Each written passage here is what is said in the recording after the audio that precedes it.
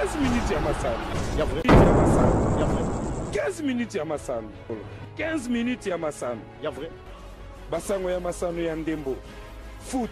Masano ya makofi. Bibo tuto mo kato lokola libanda. Basket, volley, handball, topé, rugby, tennis de table, ping-pong, long tennis. Tous les jours. Ya vrai. 15 minutes ya masano. Mbote na bino banso bandeko ya 40 minutes masano pe to tombe no bolandi bolamu ya édition na biso moko lelo ko pesa makana na mimatali bongo ba Léopard Senior A ya RDC parce que to comme bongo netando ya 7e pe 8e journée to ko simba mingi mingi mami matali bongo structure ya Allez-y Léopard rénové Grand Lac Goma oye kam makabongo na mona mboka Justin Ishayankoi au Congo. 15 minutes ya masano. Ya vrai. Jamais ezala, jamais salama na TV moko awa na leo. Bon, to fonga basonga na biso moko mo bande ko anda 15 minutes sana pona ko talisa bino yete.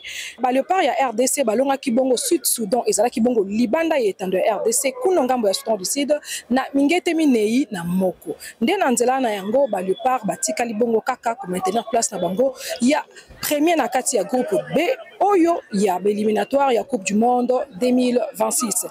Nde yambo ya kokende mosika pe kokota mbozino édition na biso moko lelo to kopesa bino bongo ba résultat ya ba match bonso oyo betamaki bongo au mokolo le 5 septembre 2025 na tina ya 7e journée. 15 minutes ya masano. Ya vrai. Jamais ezala, jamais salama na TV moko awa na leo.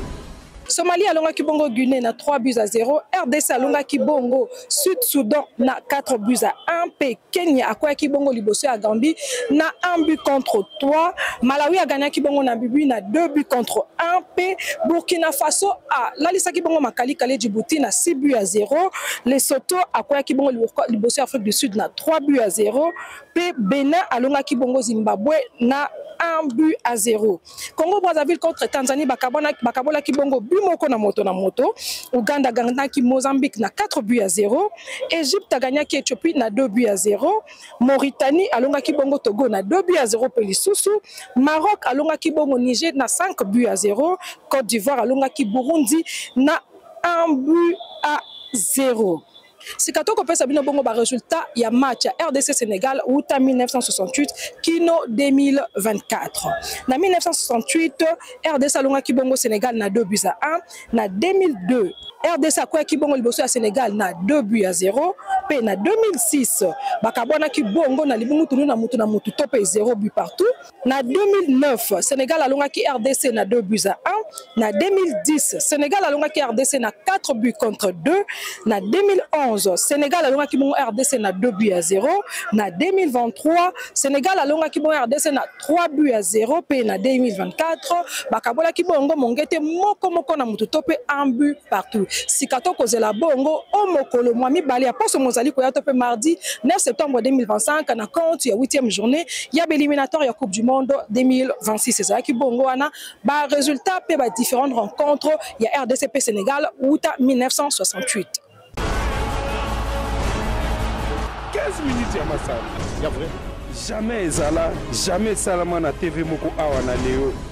Sika bande ko 15 minutes amasanto kota bongo na bozindo édition na biso ya mokolo le ona esaki bino bongo bakopesa manambi matali bongo 7e pe 8e journée ya éliminatoire ya Coupe du Monde o wapi yambo kutantsaki nanu RDC Sud Soudan pe mokolo ya mibale ya poso mozali ko kutanisa bongo RDC Sénégal. Awa netando ya stade de Martyr mokolo ya yenga ya poso etozali réunion ya sûreté pe ya sécurité et salemaki pona ko assurer bongo sécurité o mokolo mwa mibale ya match ya RDC Sénégal. Na suka ya réunion wana AG ya stade na kombo ya Dadou Etambe alobelaki bongo lolenge nini esengeli bato koya na stade pe nini esengeli komema nini esengeli komela te. Nde na nzela ya bili topesi bino bongo interview esalemaki bongo na AG ya stade de Martyr.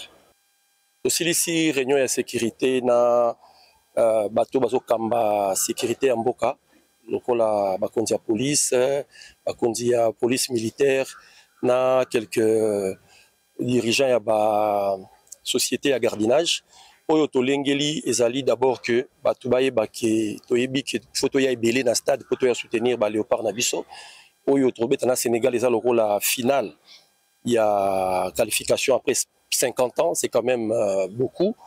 Oyo tolengeli ezali que pourquoi bato bakozala mingi stade et aux na parking ya ko za mituka nyonso te yango to senga na bato nyonso baza na mituka botika mituka na bino bandako ozwa ba moyens de transport oyo ko permettre bino bokoma na stade na ndenge ya malamu mais Potobosa na pe bato nyonso te tozana na négociation rapide avec bato bazo kamba Palais du Peuple po ba meka kopesa biso espace ya parking à Palais du Peuple poto diriger ba mituka msuke na Palais du Peuple po na kati ya stade Martyr Mokolwane ozoraka ba mituka oyo ezali ya bato baza ba VVIP peut-être ba membre du gouvernement to mokonzi mboka na ndenge wana mais na ndenge ya kati ya stade il y aura 1000 stadiers. Il y aura la sécurité à police, sécurité à armée. Côté wana nyonso selengami makamba kobanga ezalité batubaya puba les ali esika esengo ezali feti ezali esika ya mobuluté. Soko zo na match ya mardi, il faudra koyeba que eloko nyonso oyo ezalaka na danger pona moninga. Lokola gilette, machette, mbeli, nyonso ezaya mabe. Mulangi ata ya masanga ya mulangi ekokota te.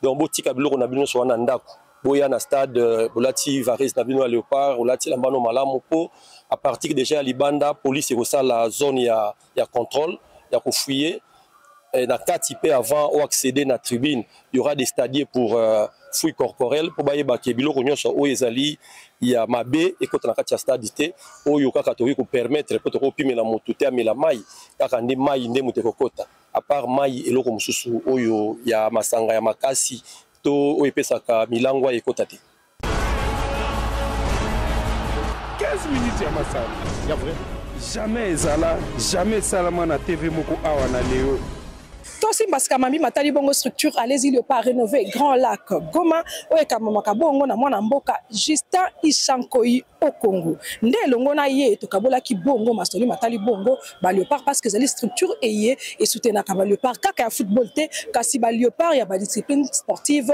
banso nde 15 minutes ya masano et ingela ki bongo na ngambo ya Goma esika ya zomi pona kotuna e mituna na mbi batali bongo match ya ba Léopard ya 7e pe 8e journée ye abanda ki bongo na nkolobe ya yambo liste ya ba Léopard o esalemaki bongo na sélectionneur manager Sébastien de Sabre pe alobela ki lisusu tina ya boyeyi pe eloko nini o wan bisaka comme mabongo na kati ya tanière ya ba Léopard.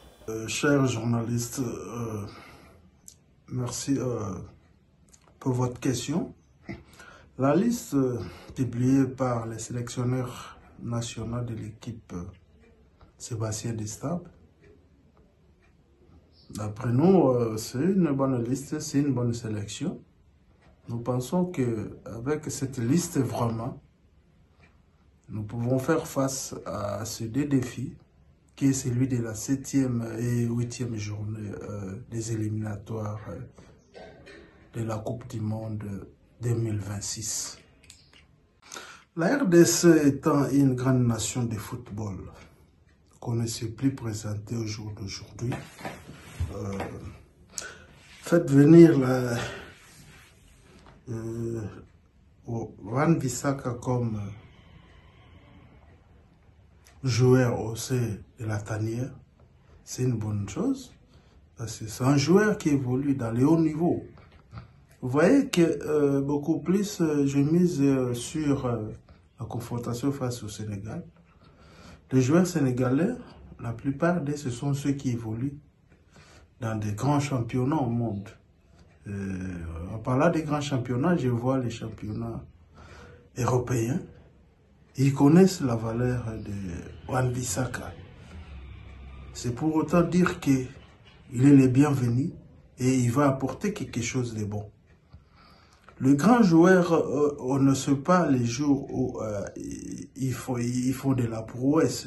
C'est-à-dire il suffit seulement qu'un grand joueur, bien connu mondialement, soit déjà aligné dans l'ère de jeu, donc sur terrain. Ça joue déjà psychologiquement vis-à-vis de l'adversaire. 15 minutes ya masala ya vrai jamais ezala jamais salama na TV moko awa na leo. En tant qu'analyste sportif, en tant que Congolais, en tant que moto, oya omeli mingi na kati ya lisano ya ndembo, moi na mboka juste au Congo président, il y a structure à les Léopard rénové Grand Lac, à lebela ki bongo ete yazali ne likia ete ba Léopard na biso bazali na makoki ya ko se qualifier bongo na Coupe du Monde 2026, kota la bongo équipe eye ponami mbala eye na sélectionneur manager Sébastien de Sabre. Nde maloba maye pesa melbino bongo na nzela ya bilili eye. Quant à la question de savoir que si nous voyons la qualification de la RDC à la Coupe du Monde 2026, nous y croyons. Nous y croyons dans la mesure du possible parce que nous avons des athlètes, des joueurs qui se donnent vraiment à cœur ouvert pour cette qualification. En commençant par le chef de l'État, qui met vraiment les moyens et qui tient à tout prix à ce que nous puissions aller à la Coupe du Monde après 51 ans. 15 minutes ya masala. Ya vrai. Jamais ezala, jamais salama na TV moko awa na leo. Totika kaka na mambi matali bongo structure eye pe na mambi matali bongo président ya allez-y le pas rénové Grand Lac abipa iwapi sima ya bokutani ya Soudan du Sud pe RDC pe sima elonga wana pesa kisai na mitema ya ba Congolais bonso yi asala ki bongo lecture ya match eye atala ki lolenge nini ya monela ki yango pe vision nini o azana ngo pona Léopard pe asala ki bongo pronostic na ye pona match ya 8e journée RDC contre Sénégal nenga mokondi Kinshasa na Grand Libouli à Stade de Martyr.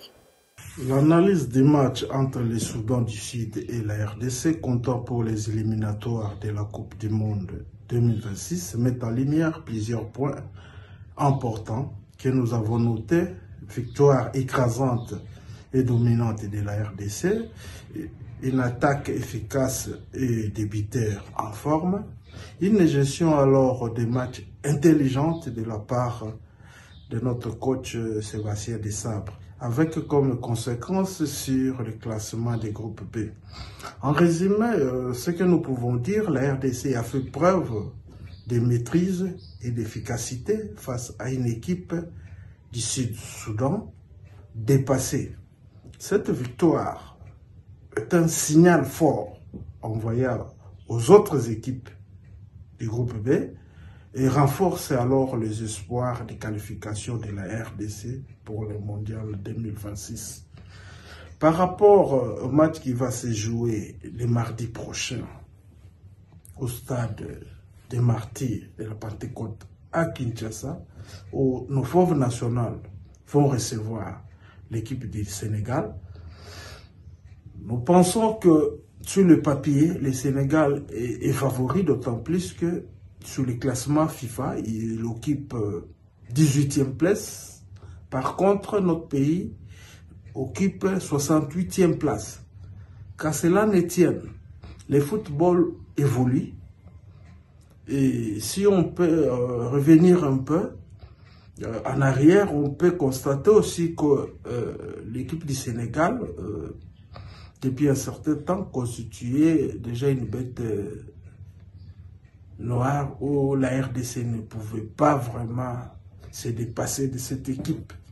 Mais étant donné que nos fauves nationales, nos léopards, ont cette volonté de mouiller les maillots, et nous, en tant que structure dans les îles léopards rénovées, en ma qualité de premier vice-président national de cette structure, ensuite président de la structure à les îles léopards Grand Lac rénovée, nous savons que cette fois-ci, ce sera la bonne. Après 52 ans alors d'absence à la Coupe du Monde, nous allons revenir. Donc c'est un match qui va se jouer sur de petits détails, mais la victoire va bel et bien être de la RDC face à cette équipe. Je ne sais pas donner le pronostic, mais je suis serein, je reste confiant grâce à nos fauves nationales que nous avions vu évoluer à l'extérieur avec cette performance qui vont nous réaliser une très bonne prestations les mardis prochains. Nous invitons le peuple congolais de venir nombreux au Stade des Martyrs et partout au pays de suivre et de soutenir même de loin cette équipe nationale pour que nous puissions revenir en 2026 à la Coupe du Monde telle que nous le souhaitons. 15 minutes ya masano. Ya vrai. Jamais ezala, jamais salama na TV moko awa na leo. Ndepe akosukisa bongo na mbi mentali structure eye. Sengeli koyeba ete ezali structure monene. Ezali structure ekambami na moto moko te kasi ekambami bongo na bayiki. Structure Allez-y Léopard rénové et kamamaka bongo na mwana mboka ya santé mulongoi. Nde nangambo ya Grand Lac Justin Ishankoy au Congo ya azali bongo vice-président na Allez-y Léopard rénové pe na Allez-y Léopard rénové Grand Lac na ngambo ya Goma ndeye azali bongo président na etandoana. Pe na ngambo ya Goma côté Grand Lac kamamaka bongo lokola président na mwana mboka Justin Ishankoy au Congo. Nde na ngambo ya structure Allez-y Léopard rénové ya azali bongo vice-président de na ngambo ya Grand Lac azali bongo président. Atalisi biso ete vision na bango azali bobele moko ya kotia ba section na bango ya Allez-y Léopard rénové na betando bonso ndakisa iniki lolenge kopesa na bilili pe na Ista. Nde na nzela ya bili bokozwa bongo mambi matali misala eye kosala bongo Allez-y Léopard pe vision nini eye bango bonso bakabolaka mambi matali bongo ko soutenir ba Léopard ya ba discipline sportive bonso ya RDC. La structure Allez-y Léopard rénovée Grand Lac n'a pas une vision différente de la grande structure qui est celui présidé par Ya Santé Mulongoi. Donc Allez-y Léopard rénové. Nous n'avons pas vraiment des visions par rapport, des visions plutôt différentes par rapport à cette grande cité. Nous vision notre vision globale s'il faut en parler parce que là je suis en train de parler comme étant les premiers vice-présidents de cette grande structure Allez-y Léopard rénové. En plus, du côté des Grands Lacs, je suis le président de cette structure au niveau du Grand Lac. Bien que là, nous sommes un peu déstabilisés suite aux événements que je ne sais plus évoquer parce que là, je suis en train de parler en dehors de ma base. Il y a de cela 2 semaines passées où vous avez vu le président national de notre cité, Allez-y Léopard rénové, la personne de Ya Santé Mulongoi, avait fait une descente au niveau de l'Inikin pour aller ouvrir une section au niveau de l'Inikin afin de pousser aussi les étudiants à soutenir notre équipe nationale. Donc, cette structure, c'est une grande structure de soutien de notre équipe nationale. Allez-y Léopard rénové Grand Lac Oye. Oye. Allez-y Léopard rénové Grand Lac Oye. Oye. Allez-y Léopard rénové Grand Lac Oye. Oye. Oye. Oye. Victoire. Victoire. Victoire.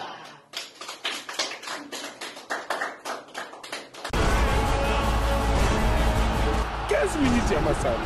Ya vrai. Jamais ezala, jamais salama na TV moko awa na leo. Édition mokwalelo na koyekolo bana mino teto ko kabana poko kabona ezali mo pasi. Édition mokwalelo ko suka bongo na ngumo ya ba supporteurs ya ba Léopard eye. Bazali komilengele pona koya bongo ko soutenir équipe na bango pona ko pousser bango na qualification ya Coupe du Monde 2026. Seul moyen ya ko pousser bango na qualification ezali ya koya ebele na stade. Awa tozali bongo netando ya Stade des Martyrs puis babiye ekotekama. Toyebi te babie côté comme na fait ko fa na Stade de Martyrs na Tata Raphaël pe na place ex tembe na tembe côté ya hôtel du gouvernement côté à palais du peuple kasi biso toyinga na Stade de Martyrs pona côté ndenge nini mambi makoleka na édition lelo ko suka bongo na oyo etali bongo ba interview topé maloba ya ba ebanson ba komilengeli pona ko soutenir équipe ya ba Léopard pona ko pousser bango na qualification. Bon, match ezango calme, match ya mardi ezango à 2-1 on a dit que surtout que 1 déjà na ba première mi-temps tina ba 86 kala la bimse le rwana oyo ça la 4 wana ekota nzombo wana. Oh maman bien des problèmes pas sinon to ça la mboka bloko nyonso ça la maram to la rapace to e awa bien pour so ngoboy to ebite ce que to suka ndenge na ye pour na match na biso na Sénégal tozo luka déjà qualification déjà pour na na mardi na journée mardi mais eloko eza regret ka eza to ya ki pour to so billet mais ba billet ti siko billet eza te to yeba te so to sandeni mais match na biso na ebika ke 1-0 déjà to gagner na biso déjà 1-0 kanga mana lobi ebele te na bika 1-0 mais mboka biso bo bongisa mambu na mpona billet pa mato ko kozwa te ezala raté l'équipe est bien donc mardi to belé pour la Léopard mingi ezati donc to leka au Sénégal si ko pona iliko basali mabe comme si ngabo na la chombote avant pour bien faut créer compte et moi tu vas beaucoup de fou et ça ballon comprends biso tout notre to biso donc pour ça na biso ça qui Léopard gagner comprends biso pour ça biso Léopard a gagné to se qualifier na mondial mais ça te que ba jeu tout le monde na match ya Tunisie ben des zones pour faire pas truquer le match wa ba jeu na bon to ebi et ça va bon te biso tout ça to so ma bien 10 000 francs 10 000 bela 10 000 pour na papa yo mais to pour la bolingo moko na biso tolinga to pesa to somba billet mais bien ko somba ngo to ba musika to somba billet mais bien pour ko somba ngo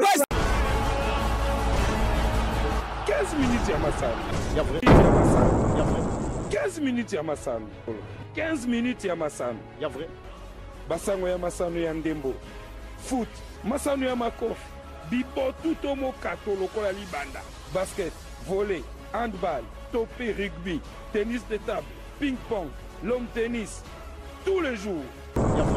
15 minutes à Massan.